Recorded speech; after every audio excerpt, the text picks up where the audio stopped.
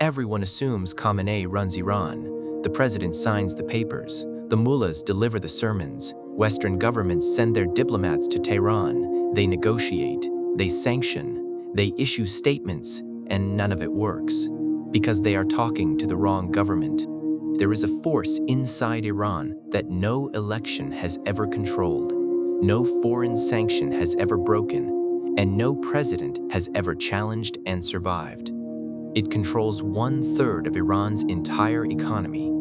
It runs wars on 3 continents simultaneously.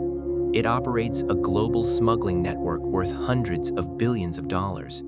And it has been hiding in plain sight for over 40 years. It is called the Islamic Revolutionary Guard Corps. And it does not report to Iran's government. Iran's government reports to it. Here is what most videos leave out.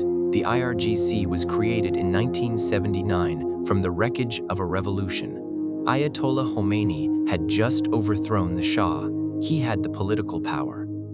But the regular Iranian military, the same army that had served the Shah for decades, could not be trusted. So Khomeini built something entirely new. Young men. Absolute religious conviction. Total loyalty to the revolution. No professional military background required. Just belief. Within 3 years, this volunteer force had its own army, its own navy, its own air force, and the beginning of a ballistic missile program. While Iran's regular military answered to the Ministry of Defense, the IRGC answered to the supreme leader directly. A parallel chain of command, invisible to the outside world, running right beside the official government. The Iran-Iraq War gave the IRGC its defining moment. 8 years of brutal combat, over 500,000 Iranians dead. And when the war ended in 1988, the IRGC emerged from it, not weakened, but transformed, battle-hardened, politically connected, and financially hungry. There is one man whose story captures exactly what that hunger looked like. His name was Mohammad Reza Zahedi. He joined the IRGC as a 20-year-old during the war, commanding units in some of the bloodiest battles on the Southern Front. By the time the ceasefire came, he was not thinking about going home. He was thinking about what came next. Men like Zahedi came out of the war with no civilian identity left. The IRGC was not their job, it was their entire world, and they were about to build an empire out of it. The country was in ruins, infrastructure destroyed, industries collapsed. The government had no money and no capacity to rebuild, so the IRGC stepped in. Dam construction, highway projects, port development, pipeline installation. The IRGC did not compete for these contracts. They simply received them. No other institution in Iran had the organization, the manpower, or the political relationships to handle projects of that scale.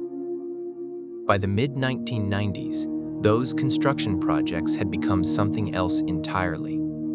The IRGC was no longer just building infrastructure. It was building an economic empire. Telecommunications, petrochemical plants, import and export networks, financial institutions. To understand the scale of what this means, imagine if Halliburton had no shareholders, paid no taxes, answered to no court, faced no congressional oversight, and also had its own air force. That is roughly the position the IRGC had built for itself by the year 2000, except with one additional advantage. It had guns. When the United States and European nations began applying serious economic sanctions in the 2000s, they believed they were strangling the Iranian economy. They were actually handing the IRGC a monopoly. Every official trade route that sanctions closed, the IRGC replaced with a black market route. Every international bank that refused to process Iranian transactions, the IRGC replaced with a network of front companies and shell corporations spread across Dubai, Iraq, Turkey, and China. One documented example: a single IRGC-linked trading company registered in Dubai called Kish Shipping processed over $4 billion in transactions between 2010 and 2014, all while under active U.S. Treasury designation. It operated through 11 subsidiary companies. none of which carried the IRGC name. Multiply that by hundreds of similar operations, and you begin to understand the scale of what sanctions were actually funding. The sanctions were not breaking the IRGC, they were making it indispensable. Conservative estimates today place the IRGC's economic footprint at 30% of Iran's entire GDP. Let that number breathe for a moment. 30%. Some analysts put it closer to 40. That is not a military force with business interests on the side. That is an economic superpower that happens to also have ballistic missiles. There is no comparable institution anywhere on Earth. In 1998, the IRGC created the Quds force, its external operations unit, and it handed command of that unit to a man named Qasem Soleimani. What Soleimani built over the next 2 decades was unlike anything the modern world had seen. Not an army, not an alliance, a network. Armed militias in Lebanon, Iraq, Syria, Yemen, Gaza, and Afghanistan. All funded, trained, armed, and coordinated by a single commander operating out of Tehran. Stop and consider what that network actually produced. Hezbollah in Lebanon, the most heavily armed non-state military force in history. Over 100,000 missiles. Read that again, 100,000. Pointed at Israel from Hezbollah's arsenal alone. More firepower than the combined total of most European NATO members. Countries that spend billions on defense every year. Outgunned by a militia. The Houthis in Yemen received Iranian ballistic missiles that reached Saudi Arabia and the United Arab Emirates. Iraqi Shia militias attacked American military bases across the region over 700 times in a single year. 700 attacks on American soil in a single year. Not headlines, just background noise.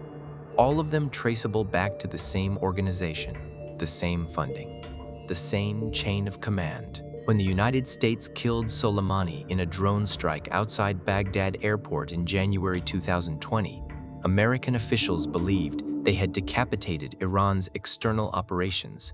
Instead, they learned something that should terrify every strategic planner in Washington. Soleimani had built the network to function without him. His successor stepped in within 48 hours. The militias kept receiving funding, the weapons shipments kept moving, the proxy wars kept going, because the Quds force was never dependent on one man. It was an institution, and institutions do not die with their leaders. This is what makes the IRGC unlike anything else in the world.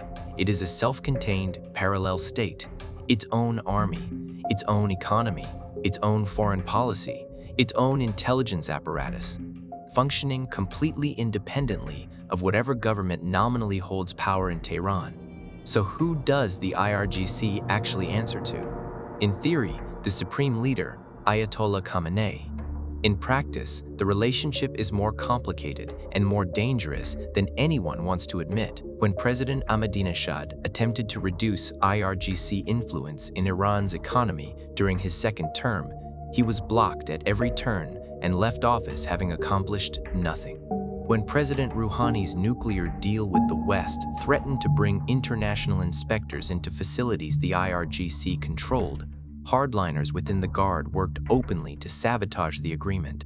When protest movements shook Iran in 2019 and again in 2022, it was IRGC commanders, not government ministers, who decided how to respond. Khamenei can protect the IRGC. He can endorse it. He can use its power, but he cannot challenge it. No one in Iran can.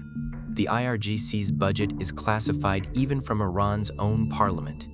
Its business operations are exempt from civilian oversight. Its commanders sit on every major national security council, and its officers have infiltrated every level of Iran's civilian government, from local municipalities to the cabinet itself. There is a reason every negotiation the world has conducted with Iran over the past 40 years has produced agreements that eventually collapsed. Because the people at the negotiating table are not the people making the decisions.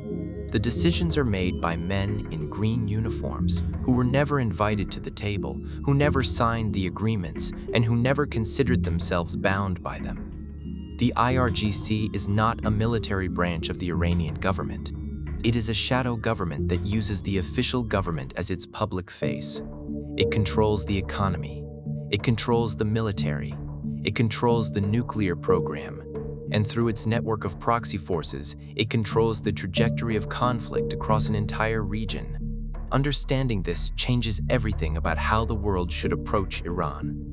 Every sanction is a sanction the IRGC will route around. Every negotiation is a negotiation with the wrong people. Every military calculation that focuses on Iran's conventional forces is missing the institution that actually has the power. 45 years after its founding, the Islamic Revolutionary Guard Corps has completed a transition that no one planned and few people predicted.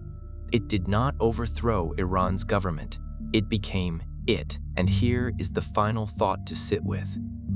There are young men joining the IRGC in Iran right now, 20 years old, full of conviction, no idea that they are not joining a military.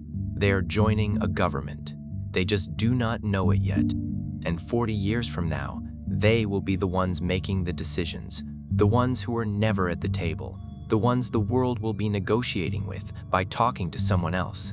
That is the real story of the IRGC, not a military, not a militia.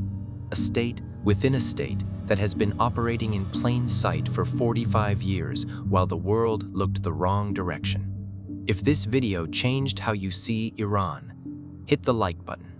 It takes 1 second and it genuinely determines whether this channel can keep making videos like this one. Subscribe to History in a Minute. Every week we go deeper into the power structures, the hidden institutions, and the shadow governments that actually run the world, not the ones that make the headlines. Drop a comment below. Do you think the IRGC can ever be dismantled from within? Or has it already made itself permanent? I read every comment and I want to know what you think. I will see you in the next one.